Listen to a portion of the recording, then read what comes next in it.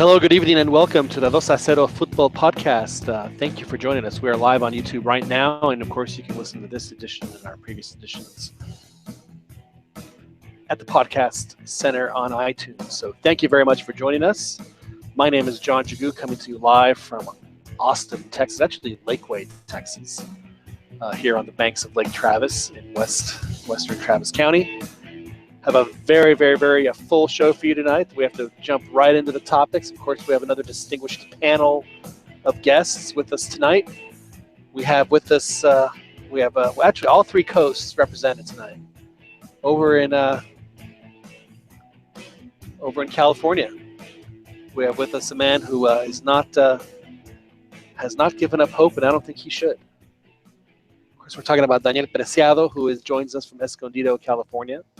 I'm assuming you had a bit talking about me when you mentioned hope is not lost. Hope is not lost. I think it's it'll be okay. I think it'll be all right. I'm hopeful. You should. That's all. That's all I have, man. It's hope, because the results are definitely aren't coming in. But yeah, we'll see how things turn out. Just want to say hi to everybody. Good to be here.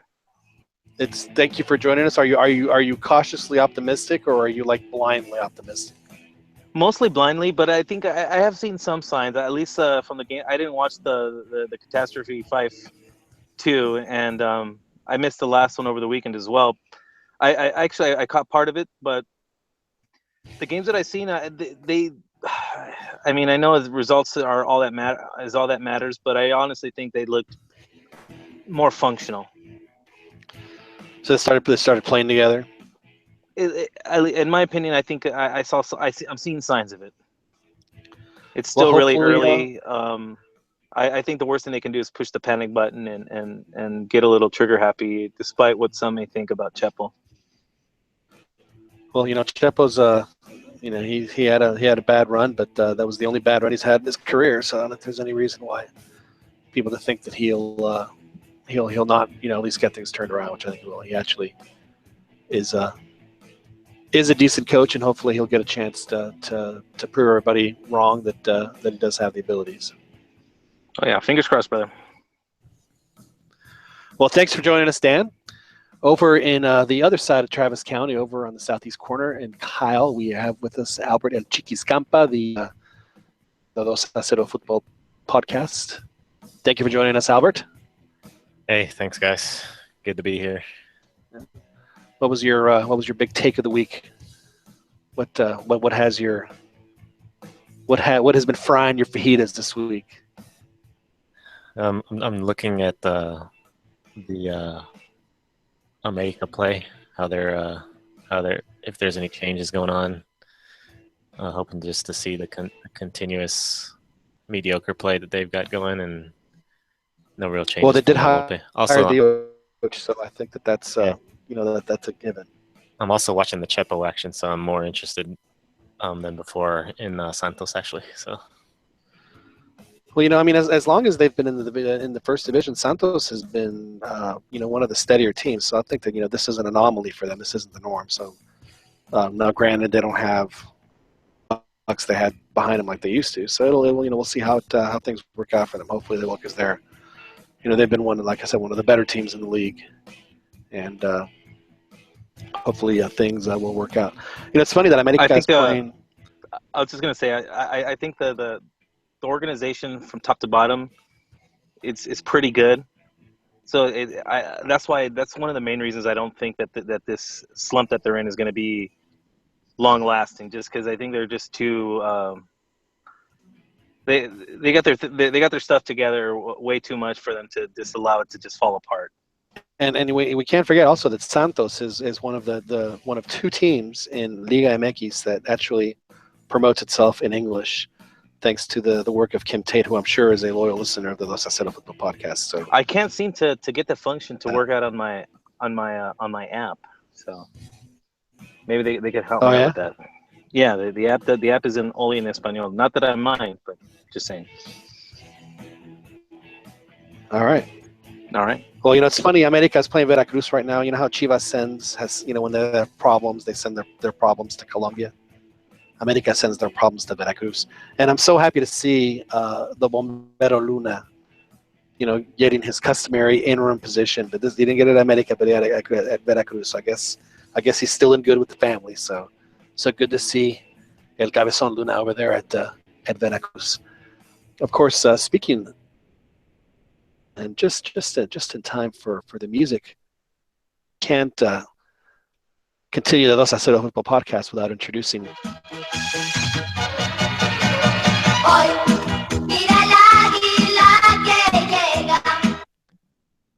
Of course, we're talking about Ronnie De Luna, the resident Americanista up in Philadelphia. Ronnie, your dream came true the last week, and then they got a big win against Pumas. Yeah. Ever end? Will the honeymoon ever end with Americanistas and La Volpe? I mean, yeah. I mean, nothing lasts forever. But so you're thinking one game, 10 years? No, I mean, scoring early, that early in any game is always a double-edged sword because complacency sets in, and I would have liked for the game. I mean, obviously, I'm happy about the win. I would have liked for the game to have been a little bit more balanced throughout the entire game because after America got was up 2-0. Obviously, I mean they could afford to sit back, but when you sit back for too long, you wear out your defense, and I think it started to show. No, you're right. And if Pumas had any kind of game changers, or at least a half a difference maker, then maybe they would have been able to get the equalizer. But unfortunately for Pumas, they did not, and the America ended up winning the game too. When of course, and everyone gave the credit to La Volpe, like it was his brilliant tactics. That I was listening to. I know he played for him, and he's like, oh, he's like, you can definitely tell the immediate impact he's had on the team, and blah blah. I was like, let's not get carried away. Yeah, let's not get carried away. But to Gonzalo, to Pineda's credit, he did notice some of the players were not playing in their normal position, like what's his name, the Brazilian guy. Again, one game is too early, but La Volpe. I hope he turns the team around more than anything, the defense. Because I mean, although it's been their problem for a while. It has, and I think that I have a feeling that La Volpe will do well with the team this time around. And I think if he's able to bring just a little bit more discipline to the team, you're already ahead. Because I think attacking wise going forward, yeah, I mean, the similar philosophies as far as like wanting to attack. I'm not sure if either are especially known for defense, but if he could just get the team to be a little bit more disciplined, get Sambuesa from getting red carded every other weekend or every important game, then he's got a shot. It's a good team. It is a good team. One thing I do hope that he does, and I think La Volpe knows that this is his last hurrah, his last big chance. I don't think he's that stupid to because people know. I mean, he hasn't really done anything in the last 10 years. I know that he, hey, I know people laugh that he takes credit for Monterrey and stuff like that, but Those are the podcast lo hice yo. Well, it's funny. It's funny because in the 90s, Bucetich is the one that really built up Atlante, and what's the name? Because Bucetich was coaching the Potros and stuff like that. They were in the second division. And a lot of those players ended up going to that Atlanta team. So Bucetich he kind of built that team that La Volpe took credit for in 92, 93. And I'm not, to a certain degree, yes, La Volpe can take a little bit of the credit in Monterrey, it happens. But I think this is La Volpe's last chance to do something. You summoned him. What? You summoned him. I did. What's up, guys? What's up? Pern? What's up, Fern? Hey, man. I just came for the rape bitch. Oh, Damn shit. Release the Kraken! Oh, snap. It's gonna That's happen pretty to effed up, man. But yeah, I hope he does well, and I hope he starts looking at the youth players, because I mean I'm still not in favor of having all those foreigners. I think it's too much. I think for the amount of foreigners that we have and the type of players that they have, nah. I don't. I'm not convinced that all those players are all things being equal, you'd rather go with the local kid. I mean, yeah. I mean, all things, I don't think, there's a couple of the foreign players like, Sambu and stuff like that. Yeah, they're good. But I don't see the other guys like head above, water against the rest. So I said, you know what, might as well, take a chance on the kiddos, And I hope that La Volpe does that. I mean, I know that he played with them in Toluca and played with them in Atlante, and he played with them in Atlas and stuff like that. I hope he gives the young guys a chance. Hey, what about this take though that Johnny Rico on the Mexican Soccer Show said that the identity of America isn't to bring up youth players or have a cantera, it's to bring in big name players with their purchasing power. That's also, and then I would tell, Ronnie, I would tell that's Johnny also Rico. something Juan touched on that several podcasts ago, where you kind of dismissed a lot of the cantera, didn't you? Well, here I would tell Johnny this: the dynasty of the '80s was cantera. America has a combination of both.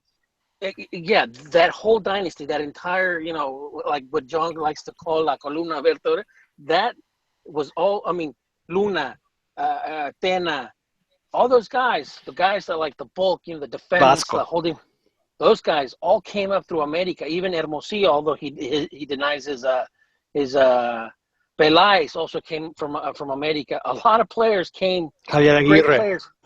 Yeah, Javier Aguirre also debuted with America. So it has to be a combination of both. And obviously, Reynoso, who at the time was coaching back in like those days, in the early days before, before he got kicked out for doing all the coke and stuff like that. For he was a cokehead. Is that wrong? Should he not have done that? He's not really. Hey, there's nothing wrong if Trump is doing it, right? Yeah. Okay. Release the Kraken! No, but no, I would. America's always, in fact, America's big debuted. name guys that they've gotten over the years. I mean, obviously, the two biggest names were Bam Bam and Piojo Lopez. But I mean, when I think of the best American players, I don't think of to me the biggest superstars they've ever had, except for obviously the Mexican players. But as far as like their foreign players, I mean, it's not anyone that really made a massive mark on the world stage. Cabañas is the only guy that comes to mind when I think like legit star.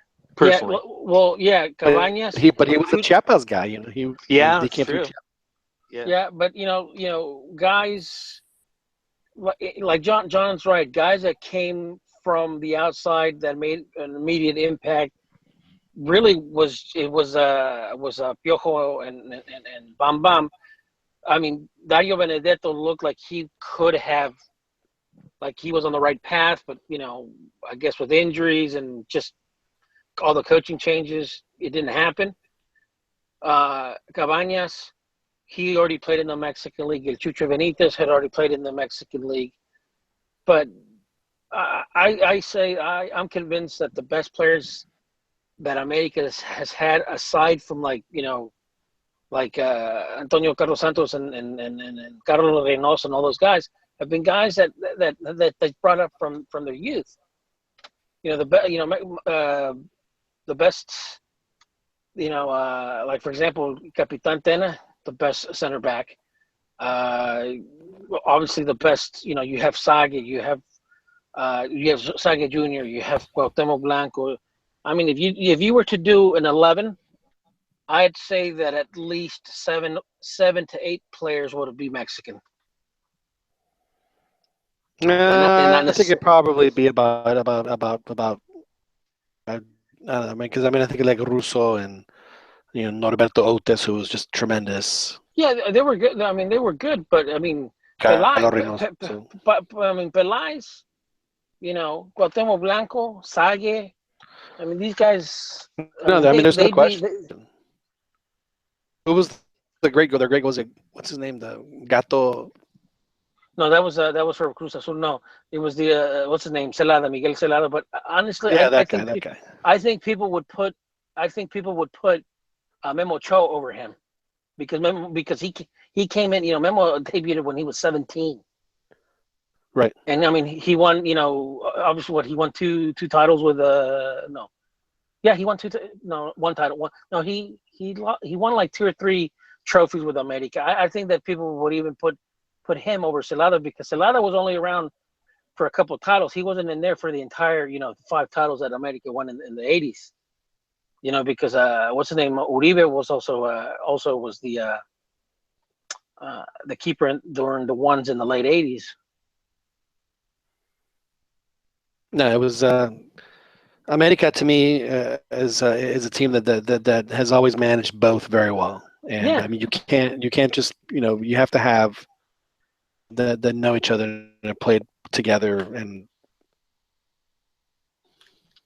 Well, my point is has it been a priority at all? Like I'm unfamiliar with the current status. Are there any prospects that are coming up? I mean, their teams have constantly been making the playoffs in the youth. So are they ready? I don't know, but I've always thought that it's strange how,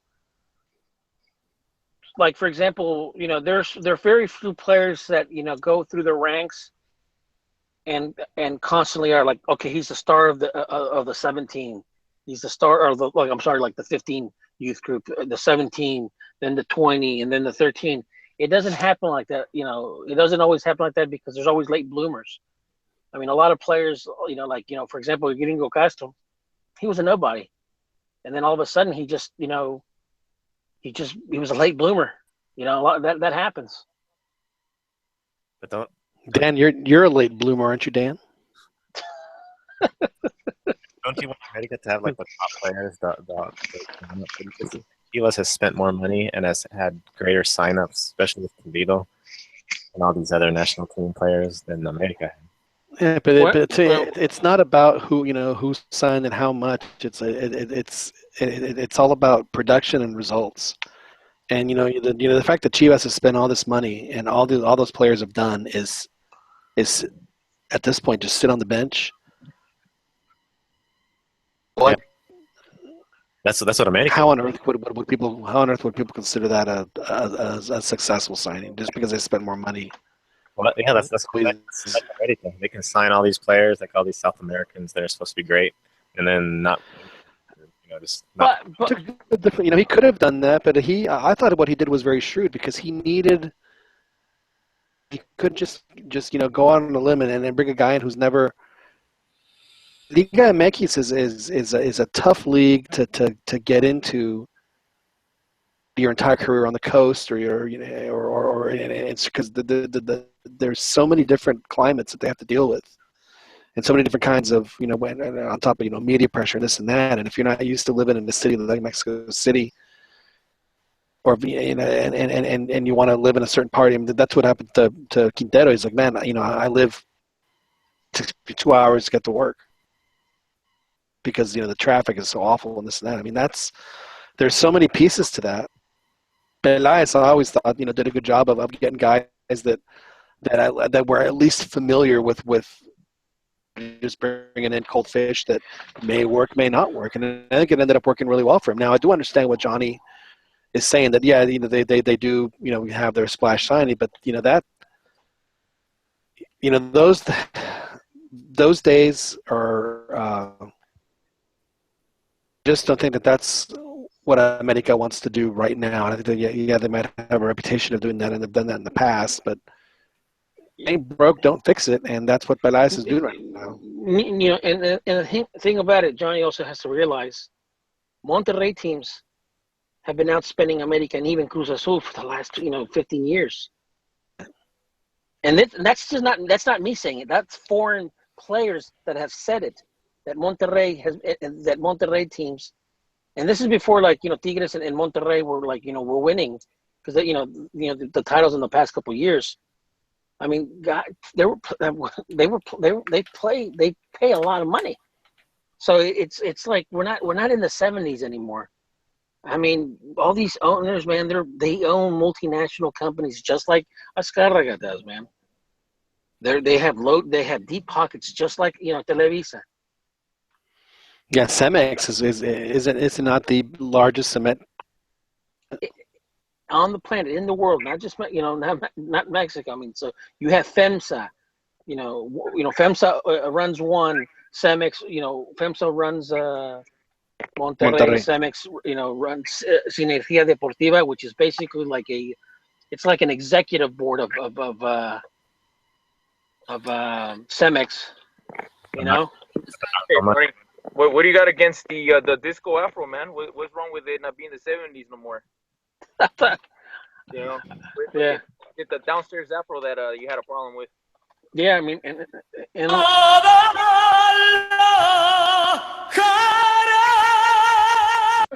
Oh my god. Good that I shouldn't play that for you because you're not a Guadalajara fan anymore. Juan Uribe has joined the 2-0 football podcast, ladies and gentlemen, but he is El Cambiarrayas because he is now a Pachuca fan, a blue-blooded Pachuca supporter. He is Tuso. he has moved underground, really underground, like the rest of the Tuzos. Like Fernando and Jolie, right, in Mom's basement. What? Oh, That's sorry. right. Is that a different subject? I have no idea what you're talking about, sir. But you do need a new welcoming anthem because Guadalajara. Yeah, But- there's no Pachuca stuff, man. So we'll have to come up with something. No, but you're absolutely right, and it wasn't, and it hasn't. This isn't a recent trend. I mean, Monterrey and Tigres both have been, I mean, Monterrey particularly, and Fernando, you can dispute this or not, but for years they were. I mean, I always thought they were like the perennial underachievers for how much money they would spend and all the people they would bring in. The place is always sold out. They just have this unbelievable atmosphere, and they did nothing. They was just always just a huge disappointment. They were okay. They'd make it occasionally, but they would never win anything. And then things were different when Vucetich showed up, obviously. But yeah, but they've been. I mean, even when Chupete Suazo went, I was like, man, poor guy, he's going to be wasted because they're just not going to. It's going to. And he ended up being the guy that turned things around for them. It was one of the greatest foreigners of our times, in the recent times. I got a song for Juan. It's corny as anything, man. Unidos por un grito, el grito del fútbol. Hidalgo vibra entero al ritmo del balón. That's corny, man. That's the himno de Pachuca, man. Is that that sounds Jesus. like the himno Tuso. Jesus Christ, man. I'll have to find that. Yes, sir. I'm trying to remember the Chilean. There was a Chilean that played for Tigres that was pretty popular with the fan base. Van Basten. No. RG guy. Oh, that was America. Huh? No, he played in the 90s and early That 2000s. looked the same anyway. I'm trying to remember his name. Chilean guy. Fabian Estay. No, that was Toluca in America. I'm trying. It'll come to me, but I remember an interview with him, and he was talking about how playing in Monterrey, but basically in the Monterrey area, either for Cruz or for Rayados or Tigres, was that over there you were making more money with less pressure, as opposed to playing in Cruz Azul or America. That's his opinion, though, because It- there's it- no such thing. There's no such thing as more pressure than playing in America and playing It's Monterrey. because you haven't been under pressure, Pern. Oh my God! Have you ever been to a estadio, de Monterrey? Have you seen how it gets, the crowd can turn on them and They look. No They pressure. they are a look. They have a great fan base. I'm not knocking on the fan base. But I'm saying is that Monterrey, for the money that they spent, didn't have a lot to show for. And he was right in saying that that the players in Monterrey were making a lot more money and with less pressure. I don't know. I guess you are talking about times that are already forgotten already, which things have changed. Obviously, there's a lot more pressure since now. In the last 6 years, Monterrey has been winning more than America. So, How many titles does Monterrey have? well, we're talking about in the last 6 years. And Well, how many do they have? well, they have, I believe, 4. Was it 6? No, they have two de la Liga, and no, wait, 3. You're right. So it's 5. So 3 de 6. la Conca Champions. It's 6. They had 3 and 3. Yeah. So And then they America's fired not their even coach. close. America's not even close in regards in terms of success. So I don't understand that whole pressure deal since. I think he's saying that America. Damn, Fernando bringing it early. You, you're cool. I'm out. We need to post that picture that Yum post in the chat. Of that cat. He's actually listening he's on the YouTube chat. The moment when you realize Pern. What did he say? I have no idea what you're talking about. You're just joking about your own joke, man. How Oh, are we supposed to know? Yum needs to post it. And we'll repost that picture. It's hilarious. Well, we don't. The viewers here or the listeners don't have no idea what you're talking about. We'll try to Please find it. continue. We'll try to find it. No, but Senator, you're so defensive. Calm down. Pern, It's okay. I'm just saying, I'm looking at it from the point of view of the listeners, and I'm nobody saying, knows Pern, what Ronnie's talking about. They look for the longest time. Monterrey teams were they were underachievers, and the thing is, they spent a lot. They would spend a lot of money and nothing to go for. Okay. That the club as a whole isn't a big giant club like America is, where the whole country is expecting them to just dominate the league. America's just recently coming up to success and recently coming up to those expectations. Dude, that's just more assumption than anything else. Ronnie's Where's the data that backs this up?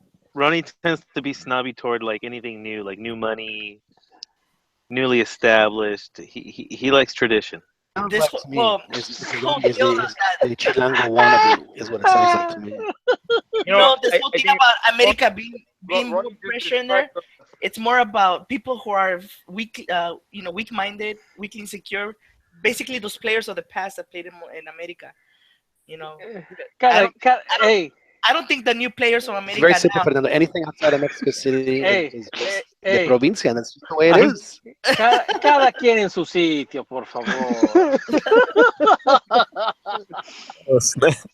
Well, I don't know. I haven't heard any current America player talk about, there's so much pressure to play here. I don't know. Try to look that up. Try to scrape the bottom of the barrel. Pern he's rustling, dude. Wow. Triggered. That's it's you. I'm not gonna lie, Ronnie. Loose tiger. So back to America and back to La Volpe. A coach who has one title in 30 years, won a Gold Cup that was basically handed to him because they played every game at the Estadio Azteca. Wins an Olympic tournament that again was played in Mexico, and outside of that has tactics, etc. has done well, but hasn't translated. He always ends up fighting. Eventually it's going to end. It's not going to end amicably Let's Look, face it, it's just style, to his, and it will end. It will end quickly. I understand that, and like I said, I know it. Nothing is forever, John. I know that hey, one title, or one and a half. You want to count Toluca, the one that he shared with Alberto Jorge. Okay, I get it, but and I know that Liga MX is a playoff based tournament, but La Volpe also in the format was also led was in points for many times and I know that doesn't mean anything in Liga The MX. super liderato. Yeah, I know that and maybe it should, because how MLS they had the supporter shields. I think it's lame. You want the La Volpe shield. I think it's lame. No, well, I'm just saying It's lame, man. Look, definitely want the La Volpe. pick a format. If that's the format, then the winner's the winner, and you have to cater your team, build your team to win that within that format. That BS about the supporter shield. It's just basically the United States fans, guzzling at the fact that they won the Hex in the past few World Cup qualifying, but it really didn't mean nothing. No, you know what though? I'm gonna side with Ronnie on this one. I think there should be some recognition for being consistent. If you're having your team in first at the end of the season in the Would you say that? Would you say that So again? then let that be maybe a Libertadores ticket. Juan, what did you say? Well, the support. Did you say you were siding with Ronnie? Oh, I know. You know what, dude? I mean, look, it's What were you doing? It's almost October, and it's so hot here, man. It's so humid. The weather's crazy in Long Beach. The Benderrayas circle is complete, man. I'm just saying, I'm looking forward to La Volpe and the Trump ticket making America, Club America great again. It's gonna be very interesting. You should stop. I shared this with you guys. And America has a Chinese sponsor. It's all starting to make sense. I'm scared that La Volpe will win. Why does that scare you? La Volpe will do for sure better than Chepo. I'm sorry, Dan, just because if he wins, the rumors and the pressure is going to build to give him the national team, and I don't want that. For La Volpe? Yeah.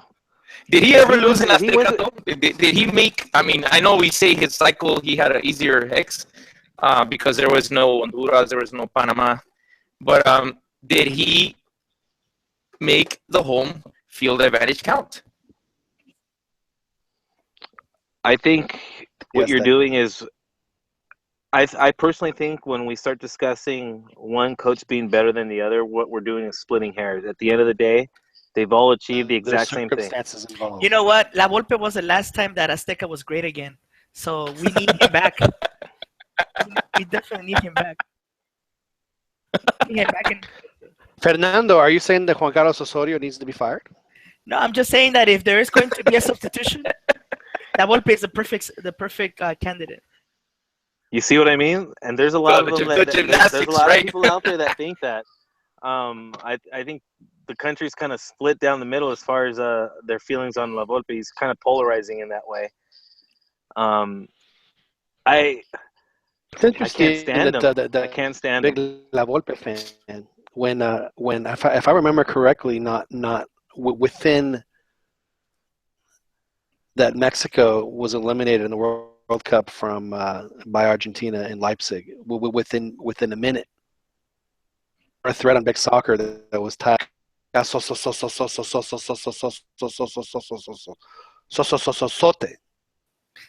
the Hugo Sanchez fans that were clamoring for the chance for Hugo Sanchez to take over the national team. Those were all cangrejos, and they were proving that they were utterly wrong.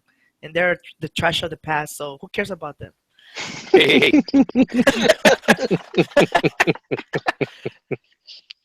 You know what though? Having Ronnie flip flop on this thing, it's giving me a chuckle. It's very interesting. Hey, and everybody's been doing flip flopping, like a Brad Pitt and Angelina. Yeah. Jolie. So does that mean, Fernando, that you're flip flopping on Giovanni Dos Santos? Absolutely not. He's still at MLS, so that to me he's retired in my eyes. So hey, if he comes in and helps, you know, the national team with water bottles and stuff, I'm cool with that, you know. Hey, But Rainbow, what if he comes in and gets called up and scores like some good game-winning goals and What stuff? if he scores the game-winning goal in Columbus? then you know what? Which, frankly, I'm gonna take the Jotoel route and, you know, definitely mention, oh, the opponent wasn't just that good. Shots fired. Do you agree? Hey, do you agree with him getting blackmailed? Blackmailed, Who? Jotoel or Giovanni? Giovanni. Yeah, It's El Menso se la, he earned that, man. He wasn't an idiot. See, that's what I mean. He leaves how Europe. is he an idiot? and For let- because he had Hey, sex what did he do? What did he do? What did he do? First he leaves Europe with a hot girl. por la más fea, and then to go get sex over there in Los Angeles, and then he ends up getting blackmailed. You know, come on, dude. That's a pile of fail after fail after fail. Fernando, you enjoyed LA, didn't you? LA's awesome, dude. All right then.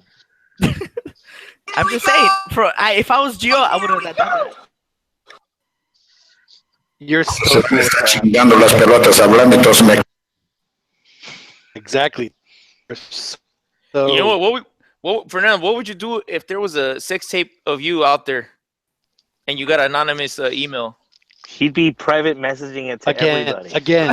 Yeah. Well, actually, the better question is what. First of all, what did he do? Would he offer money so they would release it?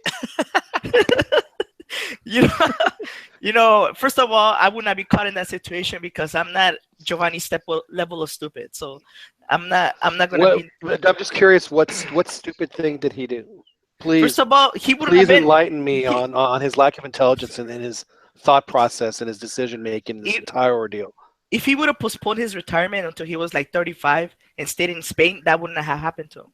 Now he came over here, put himself in a situation where he's gonna be blackmailed every single time he hits that. So, trust me, man, it was a bad choice to retire early. Hey, Pern. Now, what if the sex tape comes out? Are you gonna watch it? What? Did you watch the Kim Kardashian and that other guy? No, I'm just saying. Would you watch it? Did you like that? I was asking. No, I'm just saying. Since you bring it up, I'm pretty sure you have some experience. I'm asking you. I'm asking you. I don't watch sex tape. Dude, he doesn't want to watch it by himself. He doesn't want to watch it by himself. Fernando. That's what he's asking you. What? Somebody was cutting out. What? I guess I don't understand how this is somehow and what he did here where he's in the wrong. He's being blackmailed. How on earth is that his fault? Because if John, you isn't this the second time he's caught like with his pants down? So wasn't there like a cyber thing like that chat roulette or whatever it was? Or what's he doing that's so wrong? He's a celebrity. No, I'm just saying this celebrity is taking advantage of that celebrity. He doesn't learn, man. What's to learn? By now he should know. I don't understand why. What is he being demonized for? He's should he bring a team of sweepers to go to sweep a room and make sure there's no cameras? I mean, come on. Bad decisions. I would say at least he should wear some kind of mask. Or if he would have just so then he gets characterized as a weirdo. So if he were like a Primi Maradiaga mask, is that? I guess I just don't understand what and why this is even a problem for him. I mean, other than it's a distraction, and he's gonna bring that distraction to a national team. So I'm crossing my fingers he doesn't get called. Yeah, because heaven forbid the national, they're so focused on what they're doing right now that they. Come on, Fernando. You know how it's gonna be. They're probably gonna rib him about it. Hey, you already know what's gonna happen. By looking at the past and what happened in Monterrey. So you can't be bringing the type of stuff he hasn't learned. How many? Good Lord, how many sex tapes have they had in Monterrey? Well, there was no sex tapes, but there was just witnesses. That decided. Oh, you're talking about the famous Salcido party. Is that what you're talking about? And Carlos Vela one year. Well, look, if you would have been in Europe, the famous party. Well, I'm just saying, if Giovanni did the right thing, come out of retirement and go back to Spain or go back to another club in Europe, he will be setting his life straight. He needs to start. I guarantee you, Fernando, that right now what he's doing is getting someone's attention. I guarantee it. Well, right now, he needs to question his life choices. Going to MLS should have been the first red flag. Well, I think it's a relief watching him play and watching him dominate because. Did you say a release? Because a relief because I think I was kind of fearful that he was kind of past it, and I personally think he's looking considerably better than his competition. So good that even retired. That's a good thing. Too. You know, the MLS is home to basically a big majority of the players that give Mexico problems in qualifiers. I mean, I think if we go through like everybody, each of the national. And it's not just the U.S. It's Jamaica, it's Panama, it's Honduras. Yep. Oh, I think Paul Aguilar just busted his right knee. Like career, like he blew it out. I don't know if it's career, but they wheeled him off. They put him on the ice cream truck. Oh, it looks like an ACL. Oh. Dude, you know what though? They can come back from that. I mean, nowadays the technology, but that's too bad for that guy, man. They can rebuild him. They have the technology. Well, now that's usually what, like a 4 or 5 month recovery now. About 6 months, but I mean it really takes them a year to really who they were. Let's take a look at so we can see the replay. He steps hard and I. Oh, it's either that or his Achilles tendon. Fuck. And Wemes still hasn't really recovered. And that was like a long time ago too.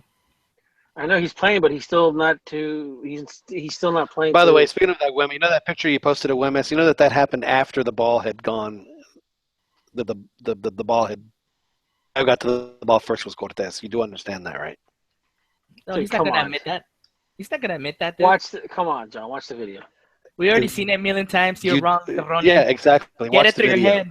Cortez gets the ball first. Well, he has to watch the tape first. The picture they took was after the fact. He's got to take the America glasses off first before he watches the tape. Then he'll be able to see it.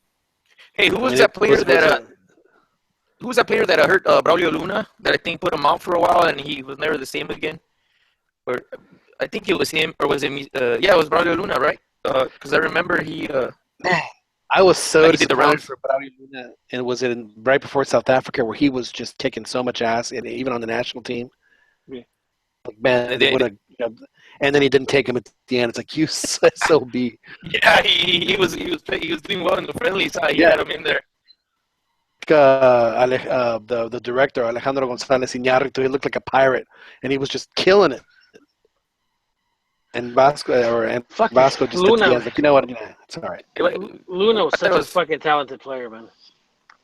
So which player was it that in the league? Or somebody in the league messed him up, and he says the player had done it on purpose, and I remember because he even went like on the talk shows and he was. I just retweeted the injury. Televisa put a gift out. It looks pretty bad. Oh, thank God. Yeah. How kind of you. Man. You guys should look at it over and over and over. Don't do what he did. Damn, dude. Jeez, man.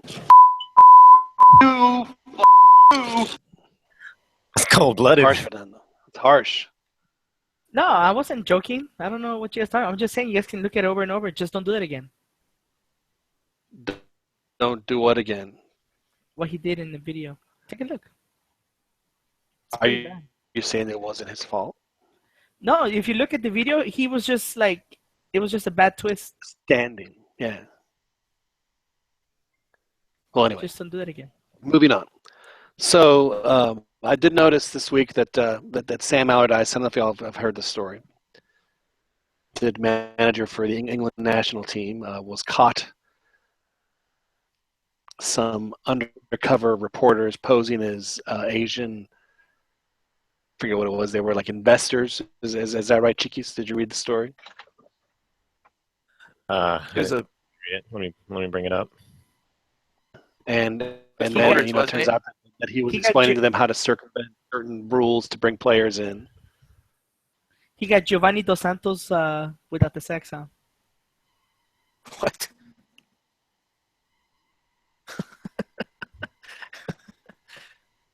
The one thing I'm a little bit concerned about, just because it is getting attention, because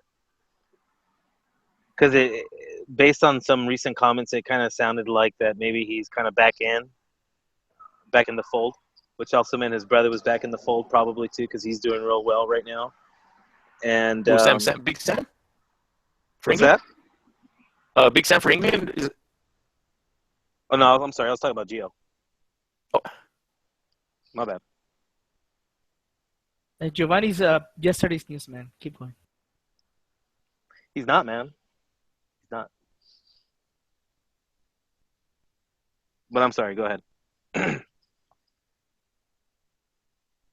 Transfer. Well, he's a national team coach, and he's worried about transfers. Well, we can't hear the video. I don't know what's going on. It looks like we lost John. So what did Daniel have to say about Giovanni? I want to hear. Oh yeah, what was your thought again, Dan? I've already lost it actually, but no, I just think he.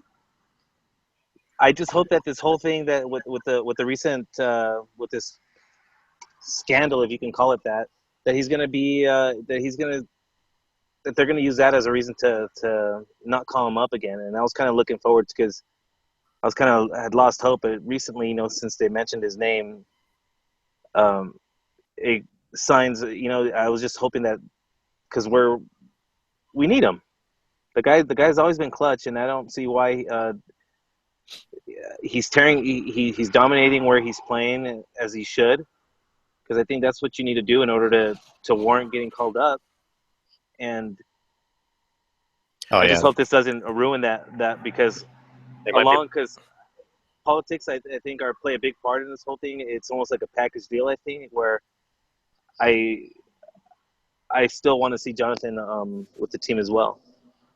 They might be looking to get rid of him. Yep. If it was good enough, for Cuauhtemoc, the MLS, it helped him, it helped Cuauhtemoc stay in shape. I mean, you guys remember that you remember we went to see that Costa Rica game, and you saw Cuauhtemoc, like, I think it was after a corner. Like, made an 85-yard run. Yeah. He ran from box to box, dude, like he was still in his prime, man. It was, I mean, if we could keep Cuauhtemoc in that kind of shape, and Gio's facing the defenders and the players that he'll face in CONCACAF, and pretty much making them look silly. There's a lot of there's a camp. I don't know if it's started by the Galaxy or what, but I know that there is a very strong campaign to nominate and possibly have Gio win the MLS MVP. He's definitely making a case for it. I mean, he looks good out there, man. I've seen a couple of games, and here we go. And let's face it. I mean, at this point, Juan Carlos Osorio has no business not taking players that are playing well. He needs everybody. I mean, this is an all hands on deck for him right now. He has got to. I agree with it, but you also got to put in perspective the competitiveness of where the players are. Fernando, what do we play in UEFA or CONMEBOL, or do we play in CONCACAF? We play in CONCACAF. I'm asking. Okay. And his point, Fernando, is that he's literally playing against the competition, getting to know the competition. You may not think that has value. I think that does. Getting familiar with your opponents, the nuance, their habits. And do you think it's better, Fernando, to have a player, one of your star players, fly 2 hours to Mexico City, or fly 18 hours to Mexico City for 2 games? Who do you think would be better prepared for a game? Well, that obviously depends on the time when they leave. It has nothing to do with the time of year. Just answer the question. Who I said the time that would be better prepared? Who's better prepared for to play qualifiers? Baños can always negotiate what time the player can be released. That has nothing to do with it. Just answer the stupid question. I am answering. Answer the question. You just don't like Who's better prepared? A player who's jet lagged, or a player who is fresh? The thing is, you can avoid jet lag with the proper preparation, and that's what I'm saying. It shouldn't have to matter. But they can't avoid jet lag. They can't manage that though. They're going to be playing. They're going to be playing on the weekend, and then they're going to be catching the first flight available. They're going to go on no sleep. They have 1 day of practice on no sleep. Their schedule's total. Have you ever flown 6 hours backwards. It is hell. It is. It takes you 2 or 3 days just to get back And for your friendlies, body John, on schedule. and I for do. friendlies, I, John, Don't you most of these enter like guys, another dimension if you do it backwards? I do agree that yes, it does take a most toll of on these you. guys from Europe too, though, Fernando, they're But pissing that's the away whole point, Fernando. their starting spot for the next weekend game too.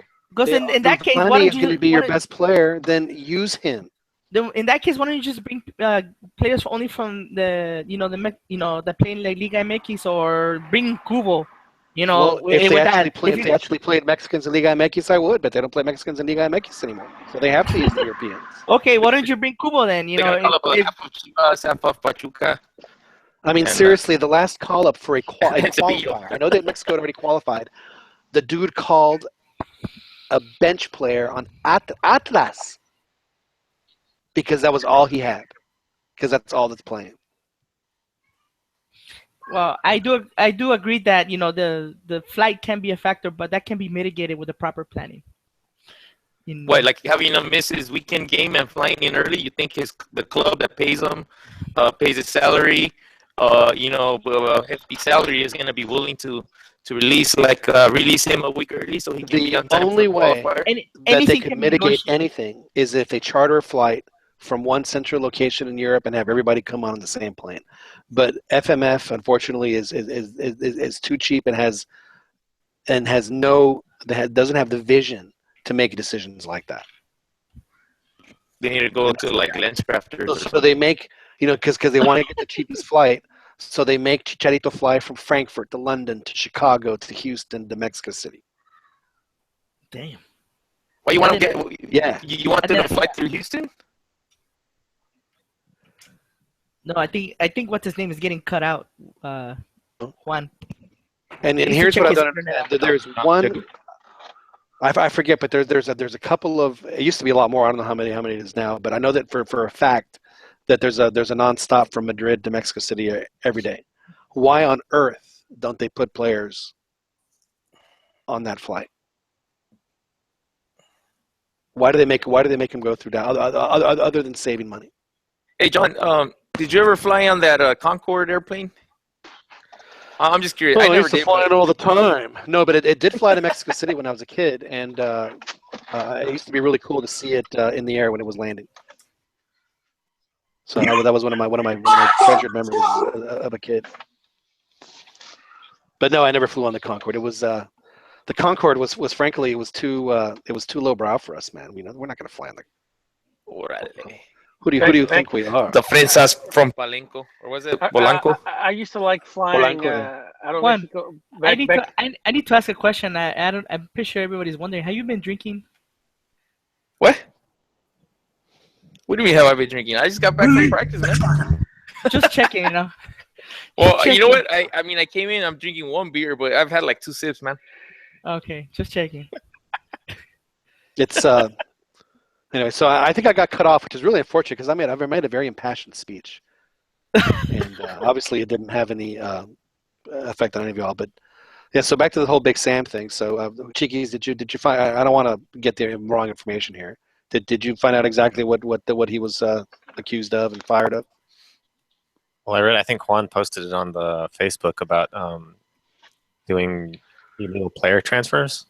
But I don't see how that applies. Well, not illegal player transfers, but just like how to circumvent certain rules, like how to get around stuff. Like By third party. the way, I just want to make a comment, like on the chat from the YouTube channel. Somebody made a very valid point, which I think we should brought up here. Bill the Whiteman said, "Is that the same problem Argentinian and Brazilians have? They seem to do well for themselves." Well, but I see it hasn't. Do you know what they do? They charter a flight and they all come on the same flight, so it makes it much easier. And they're also,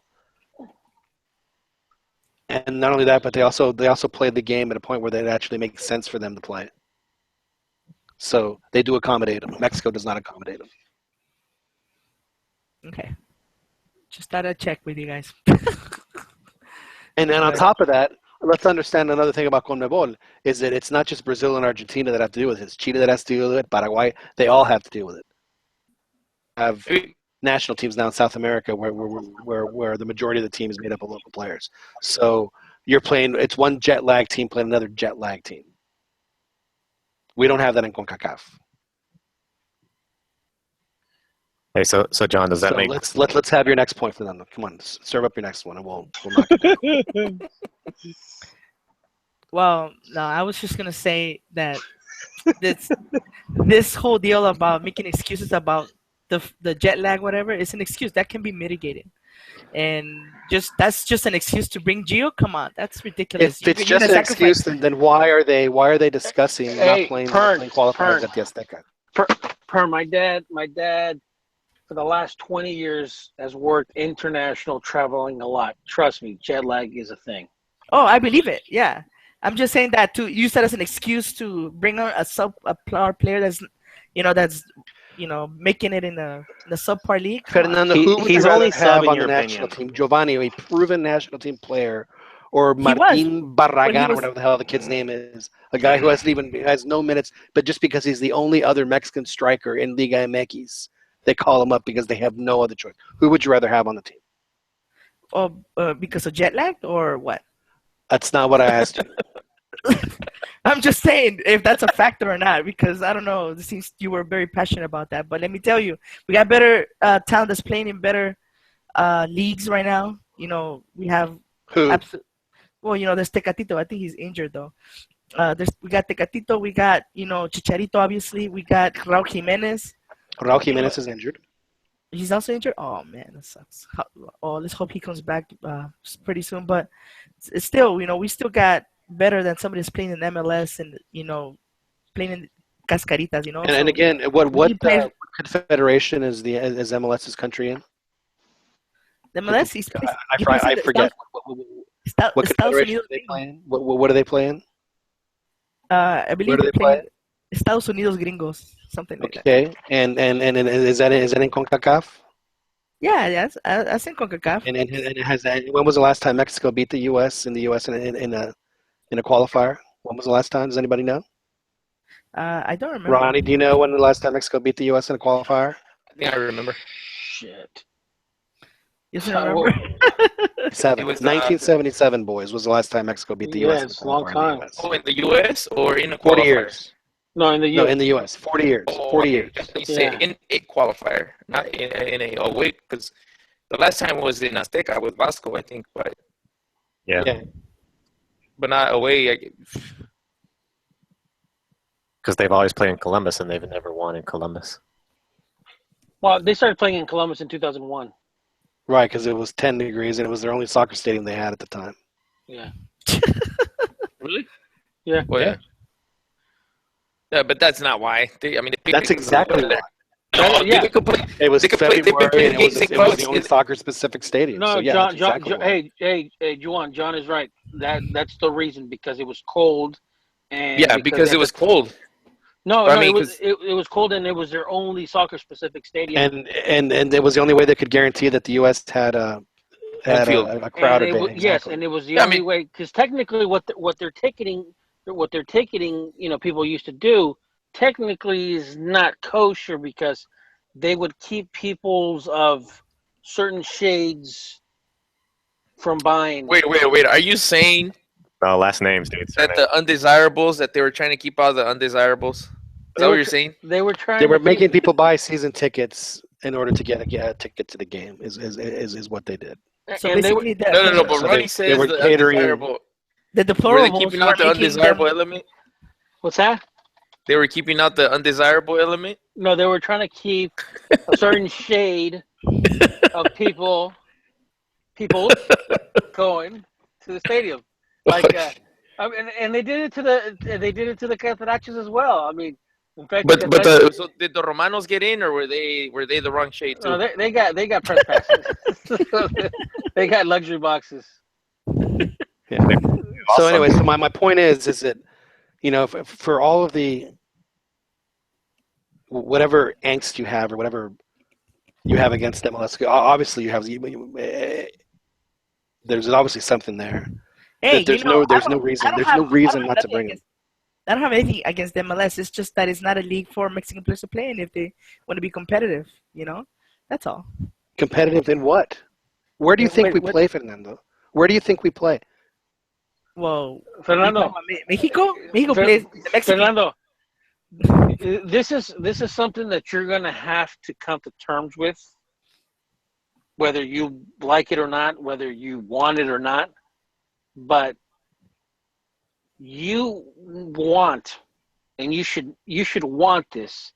You should want that that soccer in the U.S. becomes, I'd say, top one or two, because for one thing, it will destabilize, UEFA, to the point where the Americas have more say, in footballing terms, calendar, stuff like that.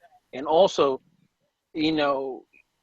I sure as hell want, I sure as hell didn't really want the World Cup in Russia or Qatar.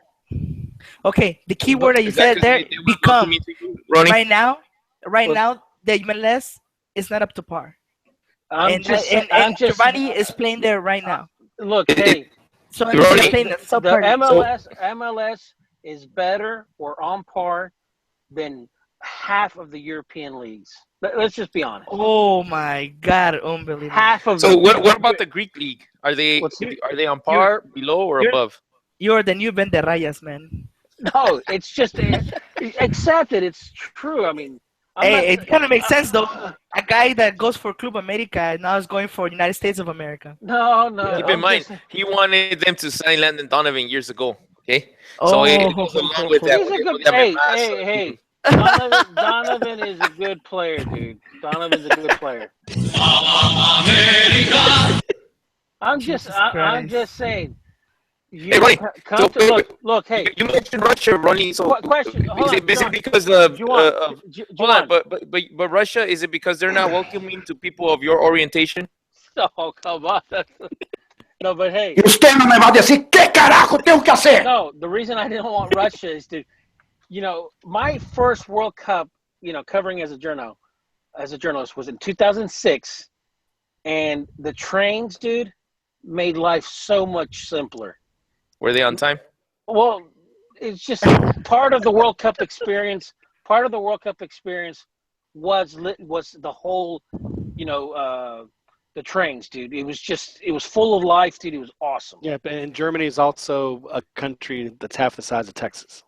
Well, yeah, but the thing is, it's not gonna be like that in Russia, man. It's spread out so far. Yeah, and it's not going to be like that in the States either. If they have a World Cup in the States. Yeah, but dude, it's not. The infrastructure is not. It's not. You can't compare the infrastructure of the United States and Russia. Here's if Mexico goes to the World Cup in the U.S. again, here's gonna be the schedule. It's gonna have a game in San Diego, then it's gonna go all the way to New Jersey, and it's gonna go to Seattle. That's gonna be their 3 games. But Mexico has a huge advantage over the U.S. when it comes to. Oh, by the way, I don't know if y'all saw this, but FIFA announced this week that racism is officially over. I know. I don't know if y'all saw that. That means the Pucho chant. Anyway, The Pucho chant is no longer banned. Okay. But, Fernando. So here, I want you to. Okay, in South America, who's won World Cups? Which countries have won World Cups? Oh man, South they've. No. Yeah, who's won World Cups in South America? Argentina. It's a good thing Paulo Aguilar isn't a horseman. If he was a horse, they would have shot him. Poor guy. I'm sorry. As you were saying. So who's won World? Okay, who's won World Cup? Who's won World Cups in South America, Fernando? Argentina and Brazil. No, And Uruguay. And Uruguay. And Uruguay also, yes. The proximity, because they used to play against each other, and the level of competition, they would try to outdo one another. Same thing with Germany.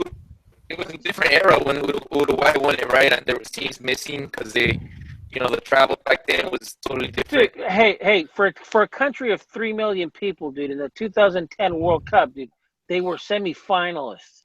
They're constantly producing great players. I don't know, man. I'm just saying. The whole proximity has The whole proximity hasn't worked in a while. One of the reasons why Mexico has never really done it's because we played with ourselves, dude, in liguillas. We didn't. We started participating in Copa Libertadores in You still want to show me your cucumber? Playing Libertadores in 1998. That was the first year. Come on. You need competition. You need competition, and we weren't getting it from the Washingtons and the Wilburs. I'm sorry, we weren't. So hold on. So now you're trying to diminish the Campeonismo era of Chivas even more because you're saying, oh, Chivas only won because there was no competition and they were the only club that was being professional. That's pretty much true. That's exactly right. It's pretty much true. Yeah. Liga MX back then was like the La Liga is now. There were two teams, and everyone else was terrible. And that's hey, you know, the Liga is actually very competitive. I mean, look at Atletico Madrid, look at Sevilla under Unai Emery. You know. Hey, Juan. Also, keep in mind that that whole Campeonismo era, they had an advantage. And they were pretty savvy and smart that the whole Mexican thing, because they were able to sucker the peasants and stuff like that out of their hard-earned money.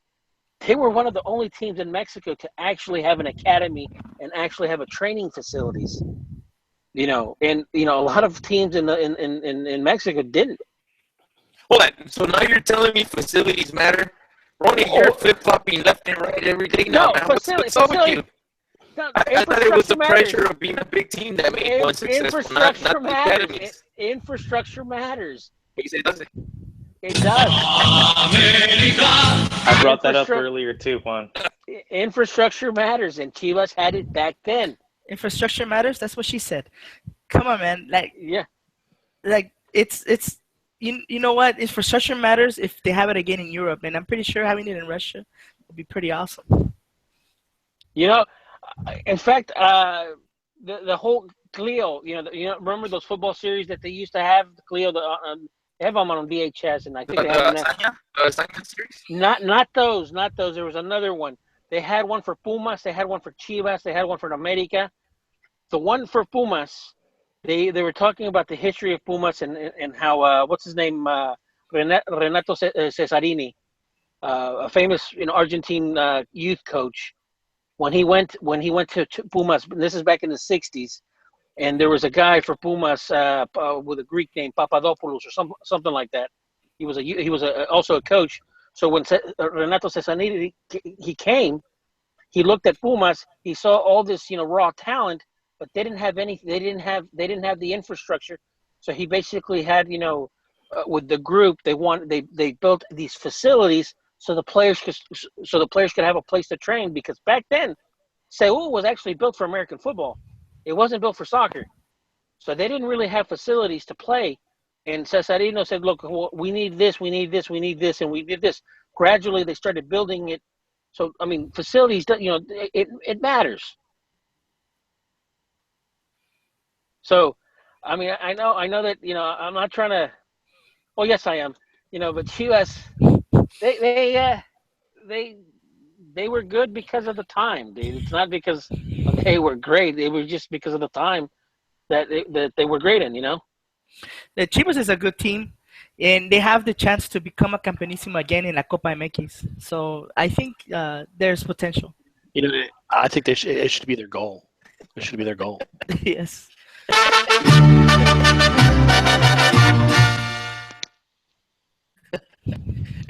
Joey's not here, huh?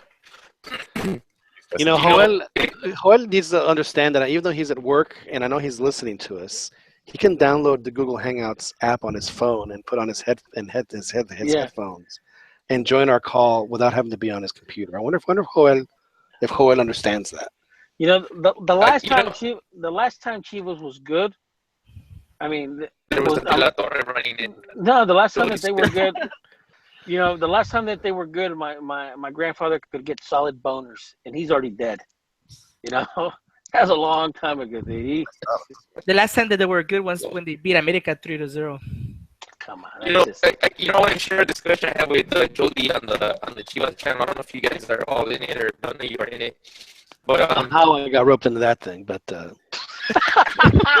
he's not here to defend himself, so I won't go too hard. But he was basically saying, based on 442 magazine, the article that he read, that he had access to, and that somehow. So hey, 442, is that like a horsey or something? He's saying that now the 442 formation is making a comeback, and I don't know. This is an English publication. They have a very narrow point of view because it's an Anglo-based.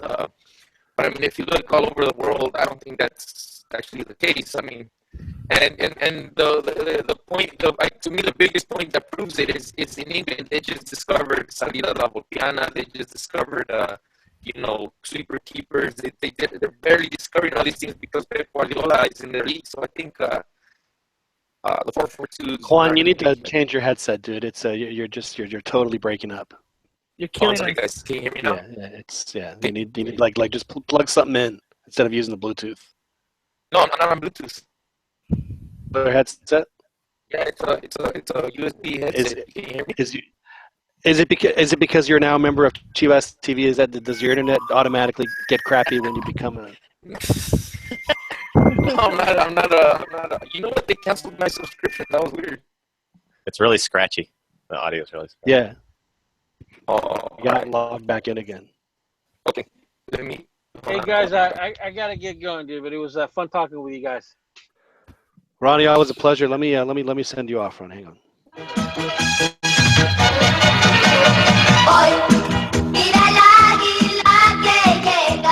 No se llega, se va, pero. But, hey, but any sad flute for anybody? Are you gonna play the sad flute for anybody? Sad flute? I haven't had a reason to. We haven't had, well, maybe no. It just hasn't really come up. But I do have this for Fernando. Just. Here we go, Galaxy! Here we go! Jesus Christ. Hey, can you guys hear me now? Yeah. Oh, much better. It sounds better. Maybe because I moved the mic away from my mouth. Maybe I was spitting into it or something. Yeah, it was overmodulated. Yeah, maybe. All right, guys. I'll see you guys. All right, Ronnie. Ronnie, the Luna just left. Now we can really talk about America the way we really want. You're overmodulated. Mike, you scared him away. Yeah. Is it sound better now, though? Is it good? Yeah. So I was making I had a very impassioned speech. I was talking about why still in this day and age, in 21st century, why we have this insistence that the business of sport has to be somehow just like this example of honor when no other business is treated the same way. So why on earth should it be like that? I'm not saying that what Sam Allardyce did was right or wrong. I mean, obviously,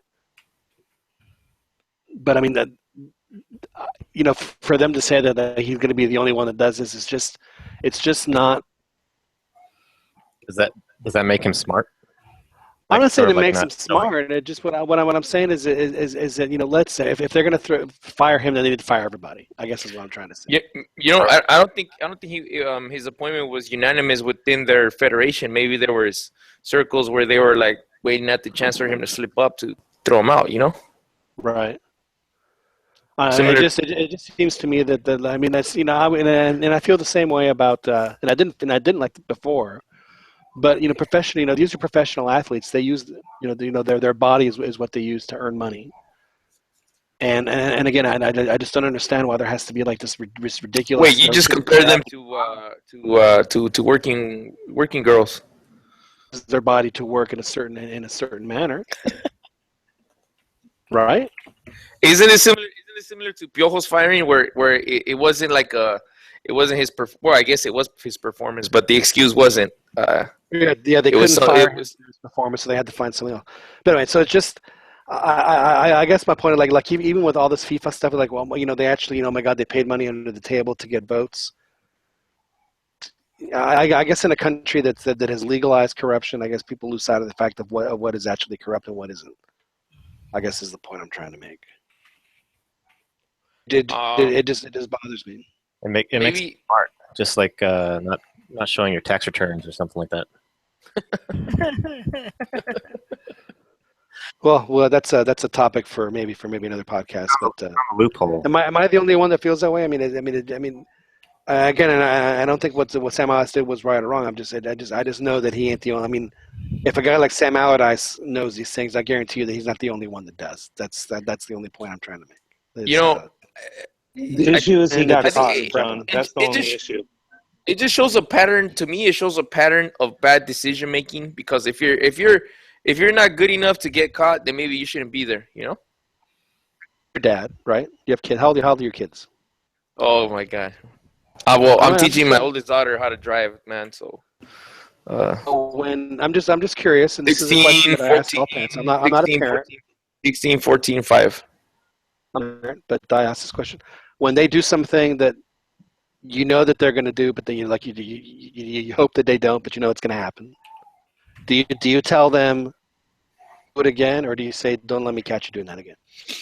No, I call them out on it big time, dude. I mean, well, it just depends what it is. You know, they know the cinto and they know the cintarazos. So I think Okay. I always tell them, hey, wait till we get home and there's no fucking camera. Well, excuse me, I'm already cussing.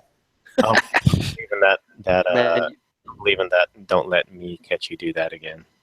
That's like, if I'm going to even have a rule, then it doesn't matter if I see or if I don't. That's the whole integrity part of things. But right, just don't do it. That's how I feel like some of the FAs are with when it comes to stuff like this. Don't let me catch you doing it. In other words, I know you're going to do it. Just be smart about it. And that's what always cracks me up when it's almost like they let people peek behind the curtain a little too much, and they got to go. Not doing stuff like this because it happens, and it happens everywhere. Yeah, maybe they don't want the fans to know because, I mean, I've seen rumors that there's there's a lot more, dirt under the nails and that teams and referees and the leagues let on, as far as sports training, I mean, England every 3 days they're playing a match. How do these guys can physically keep that up?